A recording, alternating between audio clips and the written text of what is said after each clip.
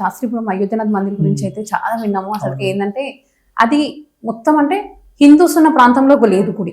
అసలు అన్యం అంటే మొత్తం ముస్లిమ్స్ అన్య మతస్థులు ఉన్న ఆలయంలో ఉంది, అసలు ఉన్న ఏరియాలో ఉంది. అసలు ఒకసారి ఆలయం గురించి చెప్పండి అన్న. పేరు అయోధ్యనాథ్. అంటే అయోధ్యలో ఒక సన్యాసి ఉంటుండే సంత్ గోపాలాచారి అని.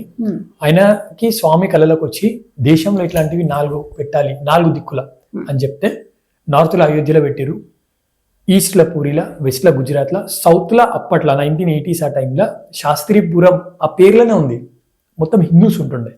సో అక్కడికి ఆ సంత్ గోపాలాచారిజీ వాళ్ళ తమ్ముడు లడ్డు గోపాల్ మహారాజ్జీ ఆయన లైఫ్ టైం మొత్తం స్పెండ్ చేసి ఆయన ఏది సంపాదించుకున్న ప్రతి ఒక్కటి కూడా పెట్టి ఆ ఒక విగ్రహాన్ని తయారు చేయించిన తర్వాత కొందరు ఆ ప్లేస్ ఇక్కడ ఉంది మీరు రండి అంటే ఆ విగ్రహాన్ని తీసుకుని అక్కడికి వచ్చిండు. వచ్చిన తర్వాత ఈ 1992s ఆ టైంలో చాలా మంది గొడవలు అయినాయి. సో గొడవలు అయినప్పుడు చాలా మంది హిందూస్ మైగ్రేట్ అయిపోయారు. సో మైగ్రేట్ అయిపోయిన తర్వాత ఓన్లీ స్వామి ఆయన మాత్రమే మిగిలిండు. సో అప్పుడు కూడా చాలా మంది ఆయనకు వచ్చి ఒకటే చెప్పారు, ఆయనకి ఇక్కడ ఉంటే ఈ టెంపుల్ ఎప్పటికీ కూడా డెవలప్ కాదు, ఇంత మంచి మూర్తి అసలు.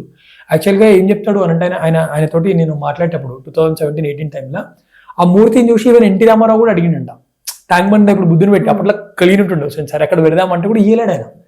సో నేను ఇయ్యను, మీరు ఇక్కడ హిందూస్ లేరు ముస్లిమ్స్ ఉన్నారని భయపడుతున్నారు కదా, ఈ ఏరియా కాదు మొత్తం ఈ భూమండలం అంతా కూడా ఇక్ష్వాకు వంశానికి చెందిన రాముంది, కాబట్టి నేను భయపడాల్సిన అవసరం లేదు, నేను ఖచ్చితంగా ఈ టెంపుల్ ఇక్కడనే ఉంచుతా, ఈ రోజు కాదు ఎప్పుడో ఒకరోజు ఈ టెంపుల్ డెవలప్ అవుతుంది అని చెప్పి ఒక ఆంజనేయ స్వామి రాముని ఎట్లా కాపాడుతాడో అట్లా ఆయన సేమ్ ఆంజనేయ స్వామి నరసింహస్వామి లానే ఉంటాడు, అట్లా కూర్చుని ఆ యొక్క టెంపుల్ని చూస్తూ ఉండే.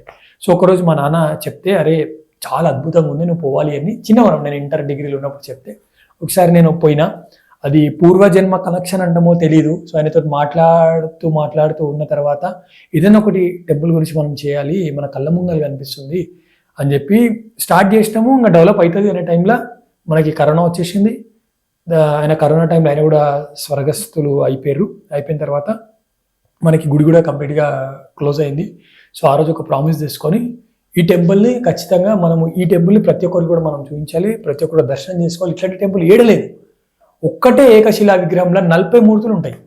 సీత, రాముడు, లక్ష్మణుడు, భరతుడు, క్షత్రజ్ఞుడు, ఆంజనేయ స్వామి, విభీషణుడు, నారదుడు, అంగదుడు, జాంబవంతుడు, సమతామూర్తి, లక్ష్మీమాత, సీతామాత, ప్రతి ఒక్కటి కూడా ఉంటుంది మనకి. సో అట్లాంటి విగ్రహాన్ని ప్రతి ఒక్కరు కూడా దర్శనం చేయించుకోవాలి. ఎందుకంటే ఆ గుడికి పోయి చాలా మంది కూడా ఏదైనా కోరుకుంటే ఖచ్చితంగా అవుతుంది.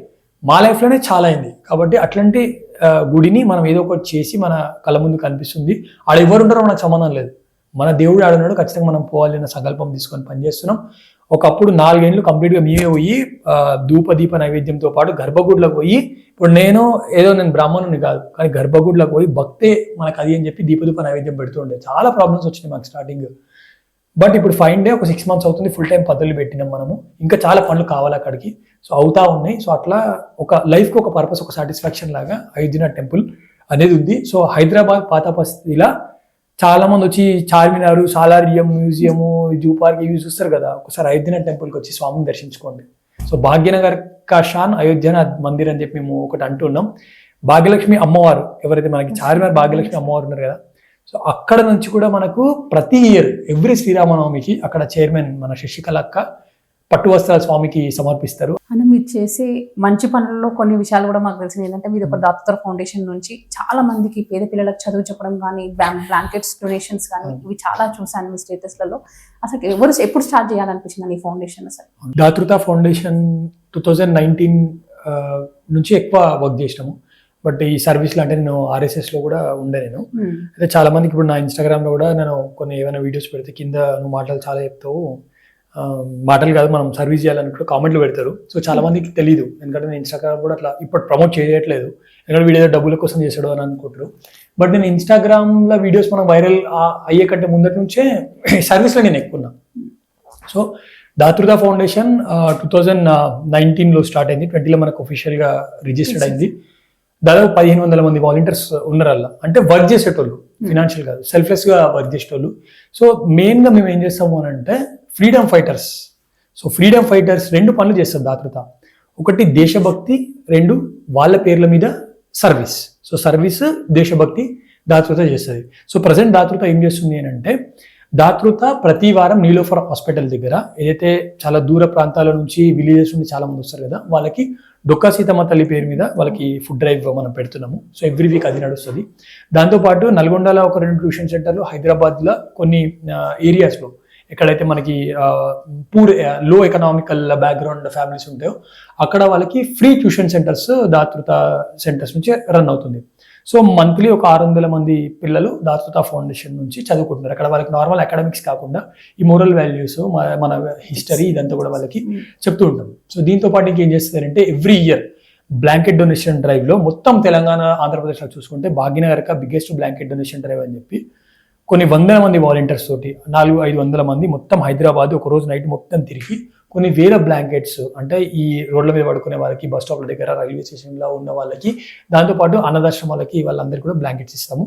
ఓన్లీ హైదరాబాద్లో స్టార్ట్ చేసినాము విత్ 10 or 20 బ్లాంకెట్స్. ఇప్పుడు ఈరోజు ఎవ్రీ ఇయర్ దాదాపు 5-6 వేల బ్లాంకెట్స్ హైదరాబాద్తో పాటు కరీంనగర్, సంగారెడ్డి, వరంగల్, సిద్దిపేట ఇట్లా వేరే ప్లేసెస్కి కూడా మనము ఎక్స్పాండ్ అయినాము. దాంతోపాటు ఈ అడవులలో ఉండే చెంచుల వరకు దాతృత రీచ్ అయింది. సో రీచ్ వాళ్ళకి మీరు చూసి ఉంటారు, వాళ్ళకి బ్యాగ్స్ కూడా మనము ఇచ్చినాము, ఎడ్యుకేషన్కి సంబంధించిన సపోర్ట్ కూడా మనం వాళ్ళకి చేసినాము. దాంతోపాటు మనము కొన్ని కాలేజెస్ తోటి కూడా వర్క్ చేస్తాము. సో వాళ్ళకి ఏంటంటే కొన్ని అవేర్నెస్ ప్రోగ్రామ్స్ లైక్ ఈ డ్రగ్సే కానీ, దాంతోపాటు వాళ్ళ లోపల ఏమన్నా ఈ జయంతులు, వర్ధంతులు అట్లాంటివి ప్రోగ్రామ్స్ చేస్తాం. ప్రజెంట్ మా ఫ్రెండ్ శ్రావణ్ అని ఉంటాడు, ఆయన ప్రెసిడెంట్ లాగా ఉన్నాడు, నేను అడ్వైజరీ లాగా ఉన్నా. సో ఆయనతో పాటు మా దాంట్లో చాలా మంది వర్క్ చేస్తున్నారు. నాకు కొత్త కాదు, మంచి టీం ఉంది. సో ఆ టీం ఉంది కాబట్టి దాతృత యాక్టివిటీస్ రెగ్యులర్గా ఇవి అనేది అవుతుంటాయి. చాలా అనాథాశ్రమాలకు కూడా మేము విజిట్ చేస్తుంటాము. కరోనాలో అయితే లిటరల్గా కొన్ని వేల blood donation camps, specially thalassaemia చిల్డ్రన్కి మేము ఇచ్చినాం, స్టిల్ కూడా ఇస్తున్నాం. వాళ్ళకి ప్రతి 14 రోజులకు ఒకసారి బ్లడ్ కావాలి వాళ్ళకి. సో ఆ టైంలో ఎవరు కూడా బయటికి రాకపోతుండే, వస్తే కరోనా వాళ్ళకి అటాక్ అవుతుంది అని చెప్పి, అట్లాంటిది మేము బయటికి వచ్చినాం. మనం మంచి పని చేస్తే భగవంతుడే చూసుకుంటాడు అని చెప్పేసి నల్గొండ, హైదరాబాద్ ఇక్కడ అన్నీ కూడా బ్లడ్ డొనేషన్ క్యాంప్స్ పెట్టి బ్లడ్ ఇచ్చినాం. దాంతోపాటు ఆక్సిజన్ కాన్సన్ట్రేటర్ లేక చాలా మంది చనిపోయారు. సెకండ్ ఫేజ్లో సేవా ఇంటర్నేషనల్ ఇట్లా వేరే ఆర్గనైజేషన్ తోటి కొలాబరేషన్ అయ్యి అది కూడా మనము చేసినాము. అండ్ పెద్ద పెద్ద ర్యాలీస్ కూడా చేసినాము. నేతాజీ సుభాష్ చంద్రబోసు 75 మెంబర్స్ని ఆజాదీ కా అమృత్ మహోత్సవ్లో యాజ్ ఇట్ ఈజ్ 75 మెంబర్స్ని నేతాజీ సుభాష్ చంద్రబోస్ లాగా గెటప్ చేసి మనం ఒక పెద్ద పరేడ్ లాగా చేసినాము. ఈ మళ్ళీ సైకిల్ ర్యాలీ అని చెప్పేసి ఇట్లా దేశభక్తి, అదేవిధంగా సర్వీస్, ఇట్లా చాలా దాతృత ఇంకా చేస్తుంది. సో చాలా మంది ఇంకా జాయిన్ కావచ్చు ఇందులో. ఖచ్చితంగా మీరు కూడా సపోర్ట్ చేయొచ్చు. ఏదో డబ్బులు ఉంటేనే మీరు డబ్బు కాదు, ఎందుకంటే ఇప్పుడు నేను డబ్బు ఇవ్వలేను, బట్ నేను సర్వీస్ చేయగలుగుతా. సో నేను అక్కడికి వచ్చి ఫుడ్ వడ్డిస్తా, ఇలాంటి అవి అన్నీ కూడా క్లీన్ చేయడం ఇదంతా కూడా. సో ఇట్లాంటివి చాలా యాక్టివిటీస్ దాతృత చేస్తుంది. డైరెక్ట్లీ ఆర్ ఇండైరెక్ట్లీ దాతృత ఇప్పటి వరకు 10,000 మందికి హెల్ప్ చేసింది దాతృత. ఎక్కడ కూడా మేము చేసుకుంటున్నాం అని చెప్పేసి ఇట్లా మనం చెప్పుకోము. జస్ట్ ఏదైతే అయితే ఒక గ్రూప్ ఫోటో అది కూడా పెడతాం, ఎందుకంటే వేరే వాళ్ళు కూడా రావాలి అన్న ఉద్దేశంతో మాత్రమే దాతృత పనిచేస్తుంది. కాబట్టి ప్రతి ఒక్కరు దాతృతలా జాయిన్ కావచ్చు. థ్యాంక్ యూ అన్న, థ్యాంక్ యూ సో మచ్ సార్కి. చాలా అసలుకి ఇన్ఫర్మేషన్ తెలియని కూడా చాలా చెప్పారు. అండ్ మీ ఫౌండేషన్ గురించి కూడా చాలా బాగా చెప్పారు.